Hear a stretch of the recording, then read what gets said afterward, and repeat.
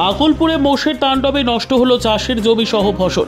শনিবার বৈকালে বীরভূমের ময়ূরেশ্বর 2 নম্বর ব্লকের অন্তর্গত আকলপুরে বেশ কিছু চাষের জমিতে সাঁইথিয়া থানার অন্তর্গত তালতলা মোড়ের ঘোষেদের বেশ কিছু মহিষ নেমে পড়ে সেই চাষের জমিতে, যার ফলে নষ্ট হলো চাষের জমির বেশ কিছু ফসল। ঘটনাকে ঘিরে ক্ষোভে ফেটে পড়ল আকলপুরের মানুষজন।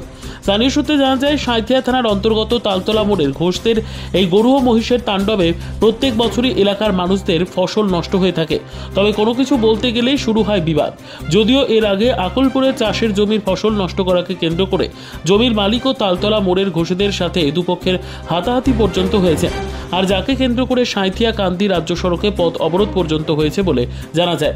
আর সেই সমস্যার সমাধানে সাঁইথিয়া থানা, ময়ূরেশ্বর থানার ওসি, সমষ্টি উন্নয়ন আধিকারিক, সমষ্টি ভূমি ও ভূমি সংস্কার আধিকারিককে নিয়ে একটি আলোচনার মাধ্যমে সেই সমস্যার সমাধান করা হয়েছিল। তবে সেই ঘটনার পুনরাবৃত্তি ঘটল আজ আবারও।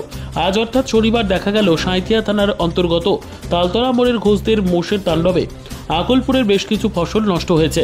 আর যে কারণে সেই সমস্ত মহিষগুলিকে আকলপুর বাসস্ট্যান্ড সংলগ্ন একটি পার্কের মধ্যে এনে সমস্ত মহিষগুলো আকলপুর গ্রামবাসী মিলে ধরে রেখেছে বলে জানা যায়। আর এই সমস্যা সমাধানের জন্য দুই পক্ষকে ময়ূরেশ্বর থানায় মীমাংসার জন্য ডাকা হয়েছে বলে খবর।